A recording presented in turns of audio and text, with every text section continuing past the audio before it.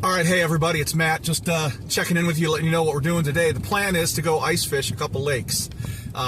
We've had some pretty doozy weather this week. We've gotten over 20 inches of snow in the East Jordan area, and I've got a couple challenges that I might be facing ahead, and that's deep snow, both getting out to where we're going to be fishing at, and the walk-in. A little concerning about that because I doubt that the trail in is packed at all. And the other thing is I want to get to a couple different lakes, and I want to take you with me. I'm going after bluegill.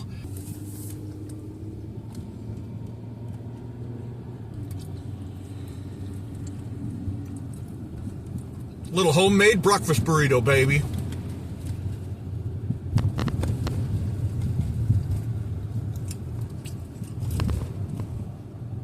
Breakfast sausage, green peppers, egg, little pepper jack cheese. Yeah.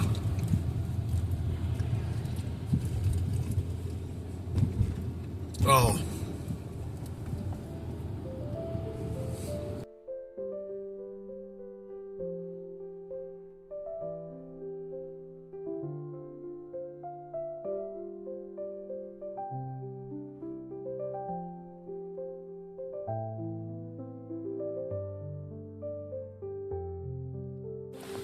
All right.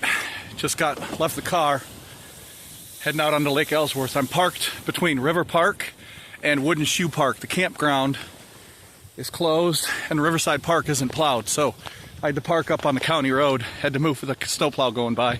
But check this lake out.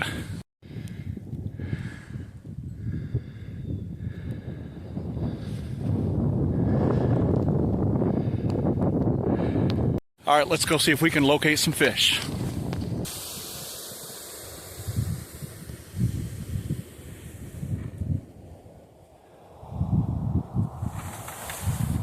All right, I got my ice auger out here. It's a laser. Let's dig some holes.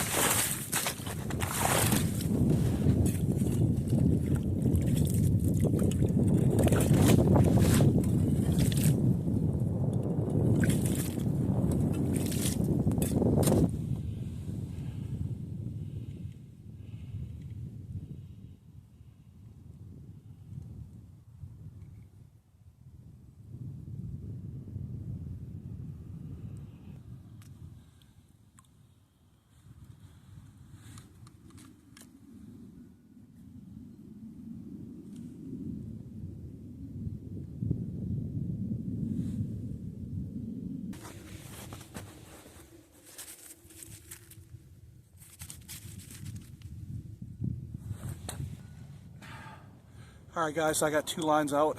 I'm on Lake Ellsworth, Michigan. Barometric pressure is 29.4, which means it's low. Now, something I was taught a long time ago by a Native American, a friend of mine, the easiest way to remember if the fishing is good with the barometric pressure is, if the barometric pressure is low, think of it like a fish's belly. If their stomach is empty, they're hungry. If the barometric pressure is high, they're full, fishing won't be that good. So barometric pressure low, fishing is going to be good. Barometric pressure high, not so good. 29.4, that's pretty low. So this spot, I'm about 20 yards off of a weed bed. This hole's in about 6 feet of water. That hole's in about 10 feet of water. So there's a slow decline into deeper water. And I might actually be too far away from this weed bed in about 6 feet of water. I've got a great picture of my father-in-law this summer. Now granted, summer fish are going to be different than winter fish. They're going to migrate, move around a bit into deeper water, into shallow water, depending on where the bait fish are at. And of course the thermocline, the different temperatures in the water. But I've got a great picture of my father-in-law holding a 13-inch, and I'd like to catch some of those this winter. So the type of bluegill right here, actually, of my father-in-law Lord rest his soul, he passed away a few years back. So this trip, and any fishing trip for that matter, is always going to be dedicated to him. But I'd like to hold a great big old bluegill in my hands. Not only for him, but for you guys as well. So I'm going to give this about 15 minutes, and then I'll leapfrog. I'll shotgun, if you will. Run and gun, baby. Gonna fish 15 minutes here, then I'll move this hole that way a little bit, maybe out a little bit further, maybe closer, I don't know yet. Then I'll fish that for 15, then I'll move that hole and leapfrog for about an hour or two, and then I'll move on to the next lake.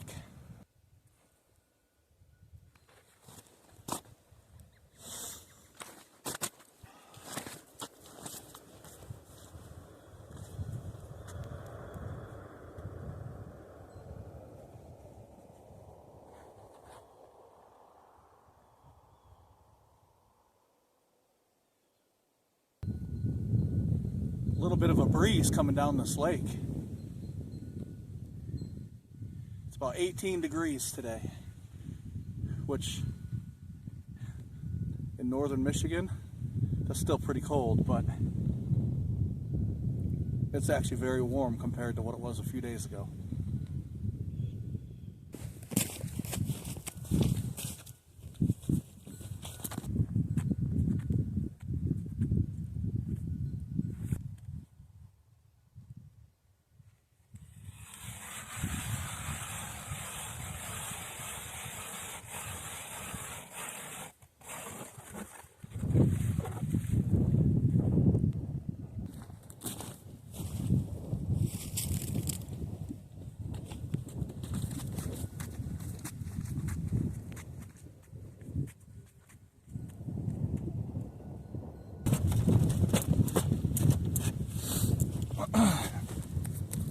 Got this little HT fishing bucket seat.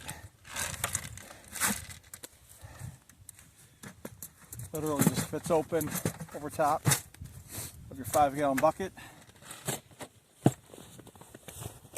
And you're good to go, baby. You guys ever do the fish call? Yeah, fishy, fishy, fishy, fishy, fishy, fishy. I know this is a very good lake for crappie. People fish crappie over there by the boat launch, down around that far point. In the deeper holes, usually summertime, you can come out pretty much anytime with a minnow and just jig right off the side of the boat. Or you jig in the wintertime. I know over there somewhere, a bunch of Christmas trees get bumped or dumped into the lake, and those crappie love that structure. So there's bluegill, perch, pumpkin seed, crappie, largemouth bass, smallmouth bass, northern pike, muskie, rock bass,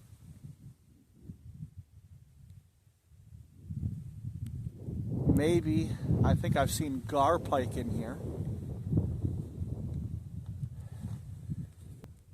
What's the little black, slimy, catfish looking thing?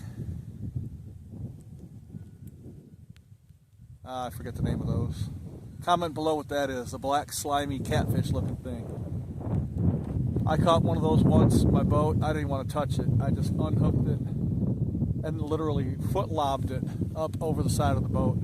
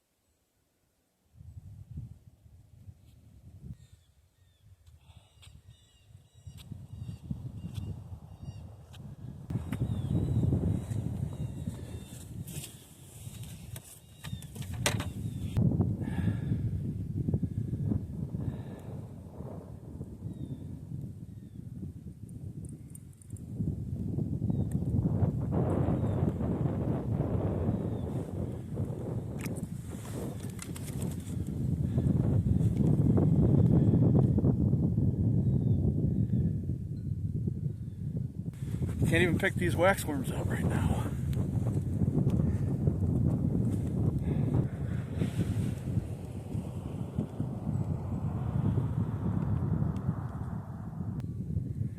All right, I think it's time to move on. I could work my way right down the lake. I've already done maybe 40, 50 yards in different water depths from 6 feet to, this is probably my oldest or deepest hole at 16. My face is getting numb. 16 feet or so. And if the fish aren't here, the fish aren't here. Time to move on. Now I could go to a different whole section of the lake and dedicate the day to this lake, but I want to show you some other lakes, so we're moving on.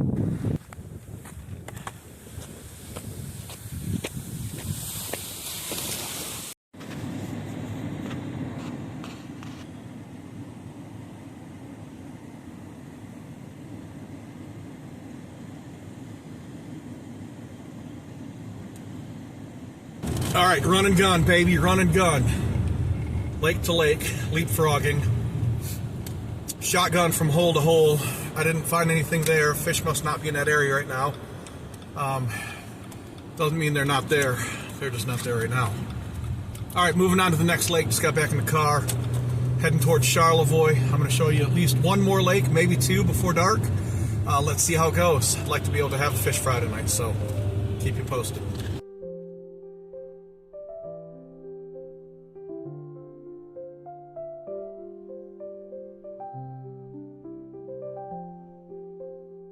All right, here we are heading into our second lake. This lake is called Nowland Lake. It's got an access site 100 yards from the road, which isn't plowed, but it's fine. It's still pretty easy to get in here.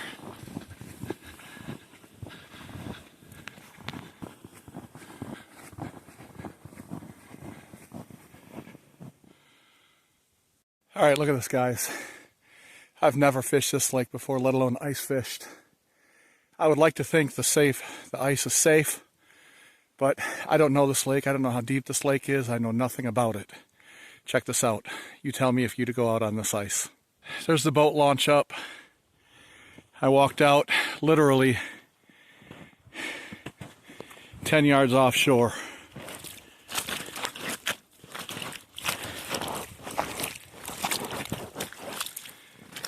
I'm sinking down in the top of my ankles into my shin. But check out this lake.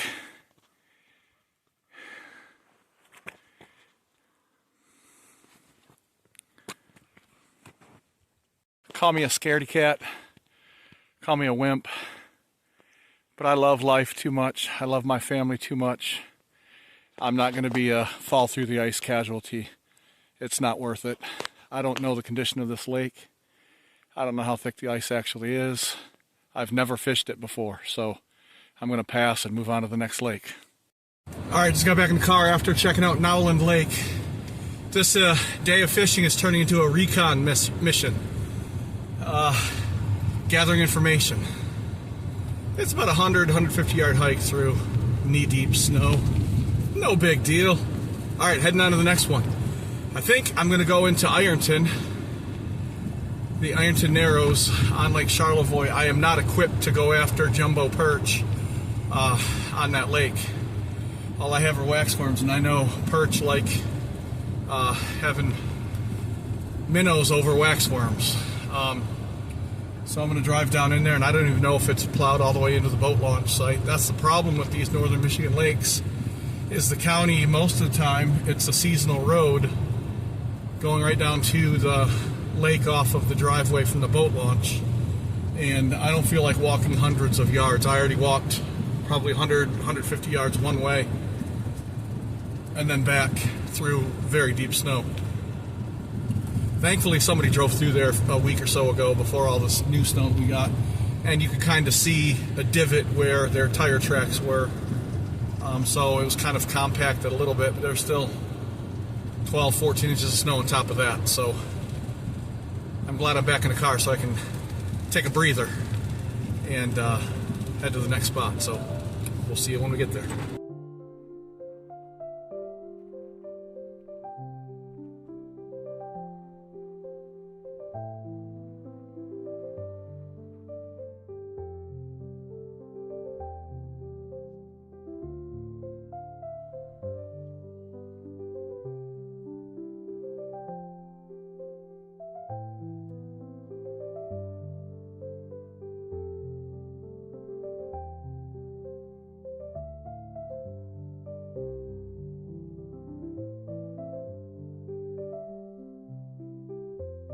All right, some of you with four-wheel drive trucks can probably get down in there.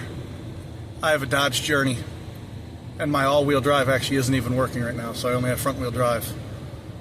And there is a steep hill that goes down closer to the boat launch, so again, strike number 2.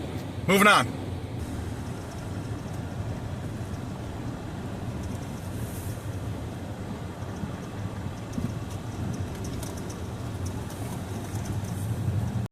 All right, here we are. Susan Lake over my shoulders. 4th lake of the day, Susan Lake. Let's get her done, baby. All right, I grew up on this lake. I know this lake like the back of my hand.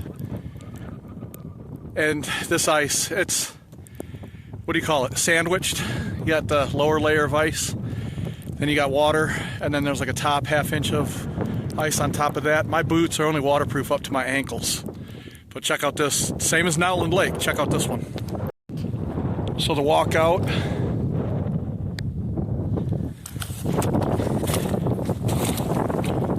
again, to the top of my boots. I wore the wrong kind of boots to fish this type of ice.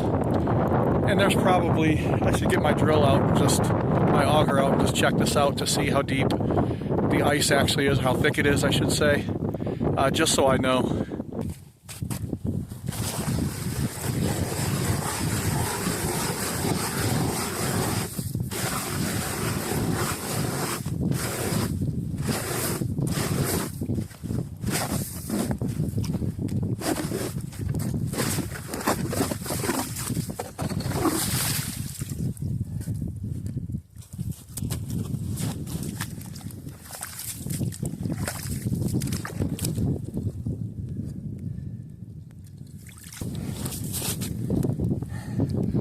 Solid 10 inches of ice.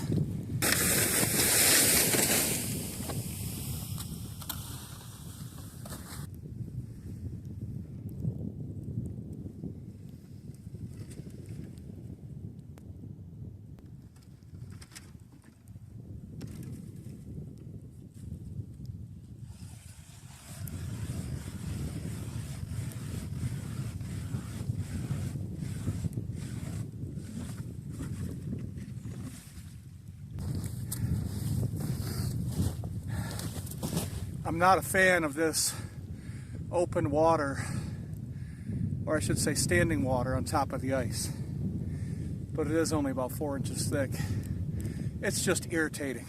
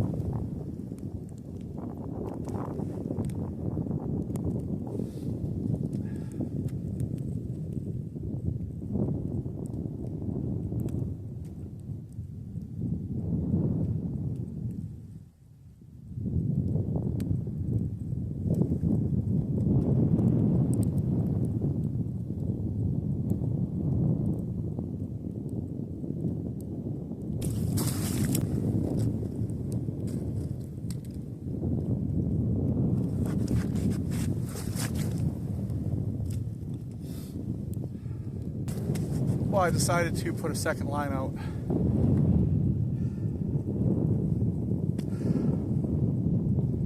I lost my depth finder a couple lakes back. I don't remember which one. So I don't have a fast track to the bottom of the lake. But it's probably 8 feet here. It might be 10 there. This lake isn't very deep anyway, so it might actually be the same depth over there as it is here.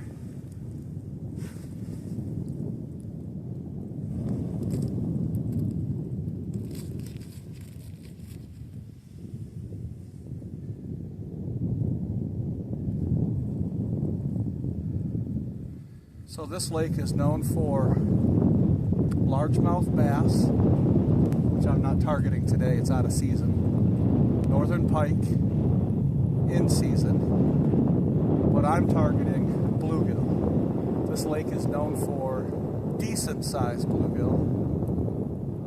It would be considered a trophy if it's 10 or 11 inches long. But on average, probably 7, 8 inch bluegill, which I'll take 25 of those today. And it's really windy today, at least on this lake. Come on, baby. Here, fishy, fishy, fishy, fishy, fishy. You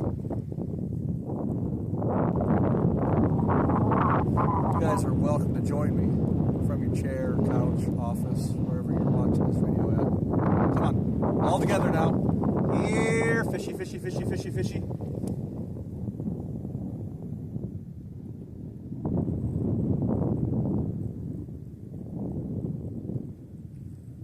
Bert and Ernie.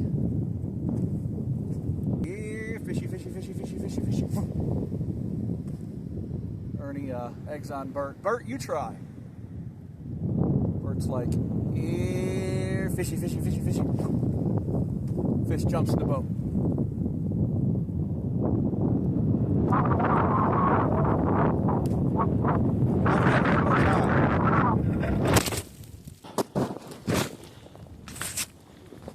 I told you it was a windy day.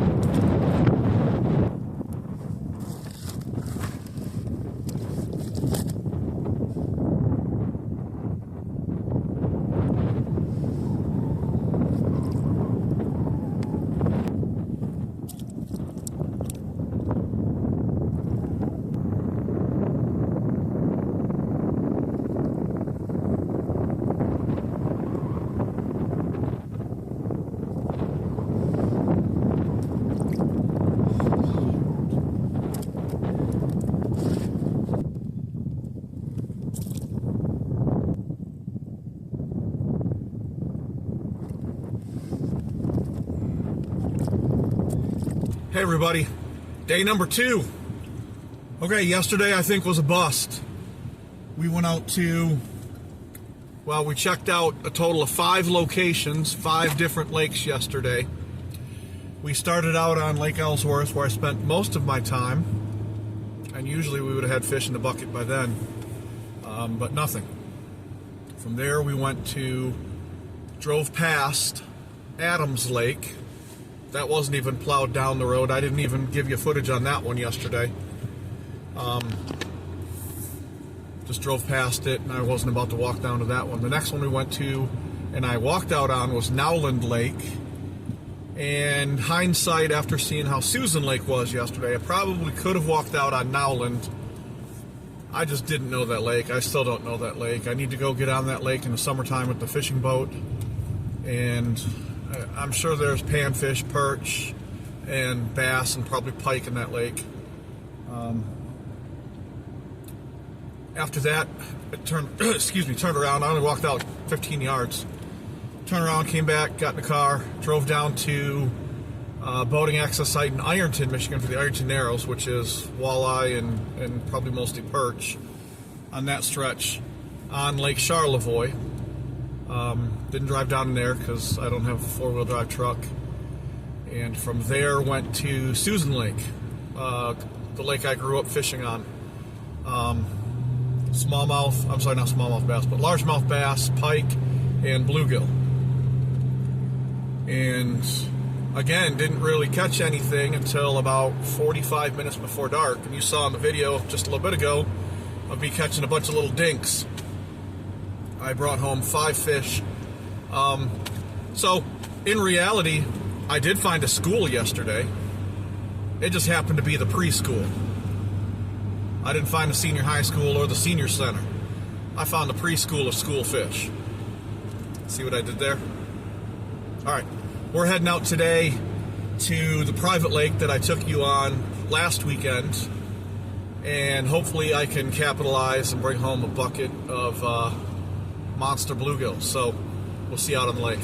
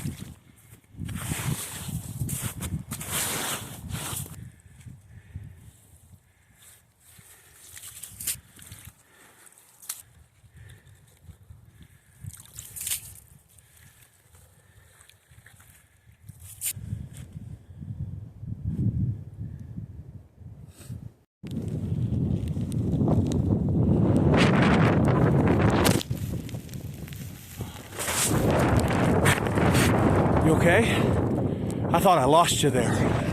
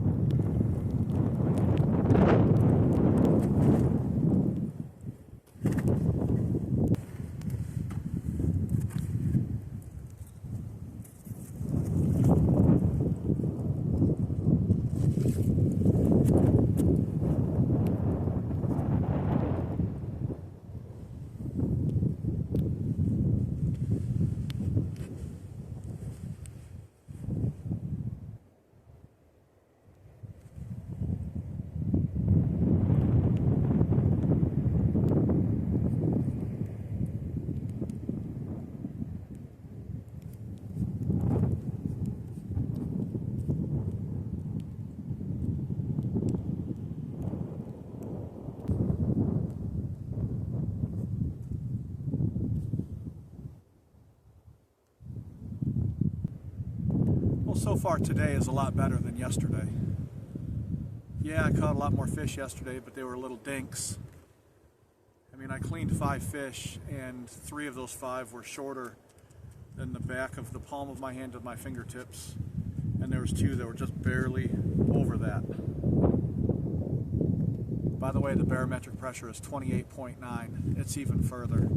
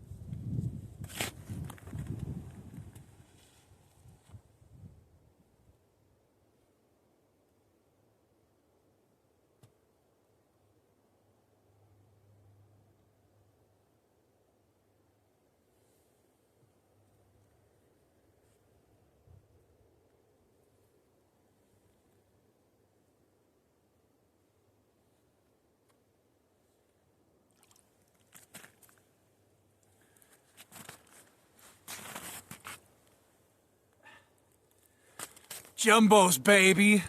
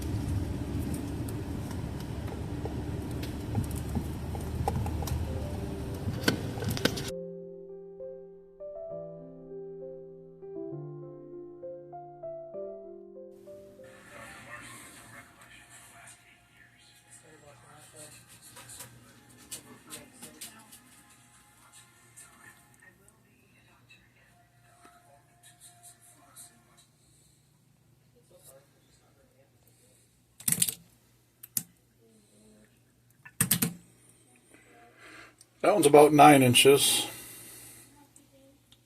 That one's about 8.5. 8.5. 9. And then these guys are smaller. That's what I got.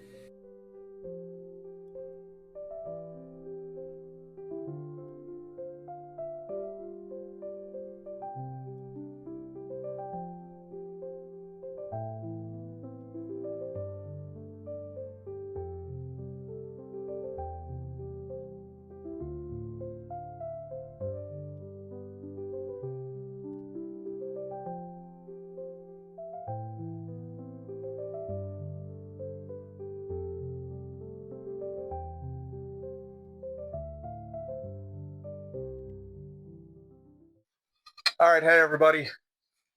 Sorry I did not record the fish being fried up. If you missed the last video of bluegill fishing, at the end of that video I do show you the recipe and how I fry up that bluegill.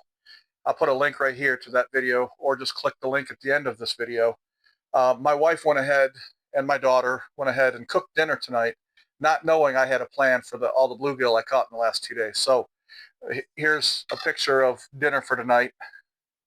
We've got, this is oven baked bluegill with seasoned salt and then just panko added over the top, put on parchment paper on a cookie sheet and put in the oven and bake till golden brown. These are stuffed mushrooms, Brussels sprouts, and some broccoli. And if any of you watch my microgreens videos, this is my black oil sunflower seeds and the red acre cabbage kind of mixed in, a little salad to go with it. And this is straight up, there's no dressing added to this, no seasoned salt, no Parmesan. This is just microgreens. So first bite of the fish.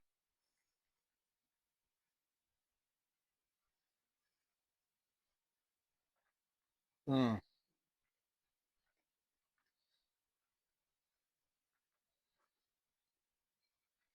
And it just flakes right apart.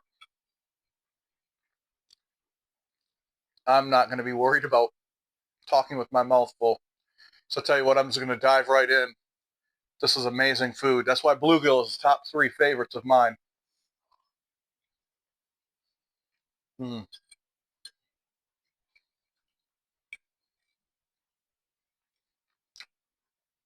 The bottom has seasoned salt on it, but Parmesan was only put on the top.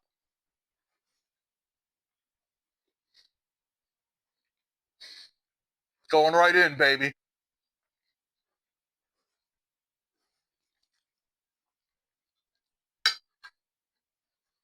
So the stuffed mushrooms, this is our white button mushroom with cream cheese. Looks like a little bit of shredded cheese on top, green onion, and I'm not sure what else they put in it. But here's one of those going down.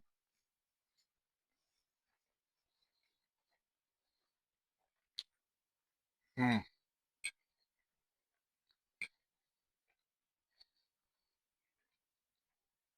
All right.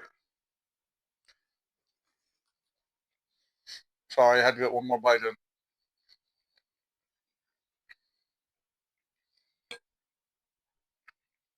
Brussels sprout. Mm.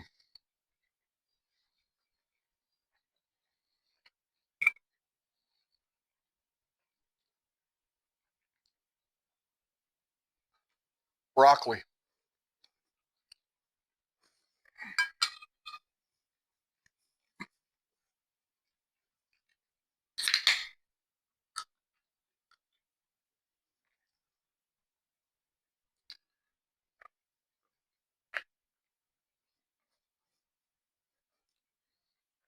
Had to wash those down.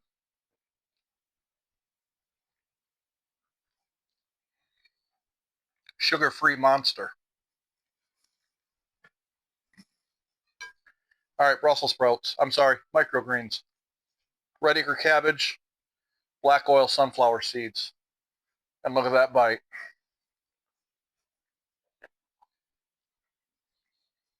Hmm.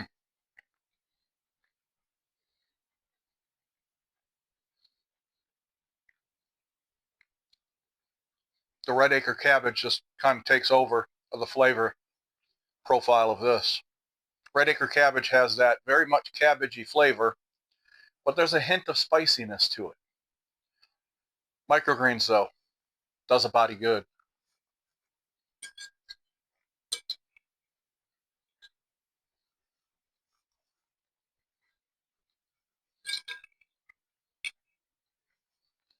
Mmm.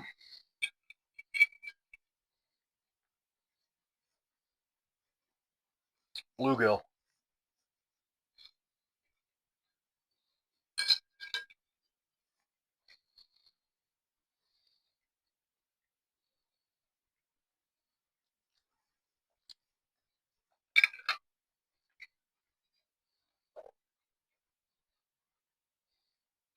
Last bite. I'm going to wait till off camera to finish this plate. All right. Thanks for watching. Thanks for coming along with me. I'm glad I didn't lose you through the ice yesterday. I'm glad you survived blowing over in the wind on Friday. I'm glad you got to see me catch some jumbo bluegills. I'm going to catch a lot more bluegills, but this is part 1 of several fish species series that I'm doing for ice fishing this winter. the next fish that I'm going to target is jumbo perch. So hit that subscribe button, hit that notification bell, because in the next couple weeks, hopefully I bring you same type of content, only out perch fishing.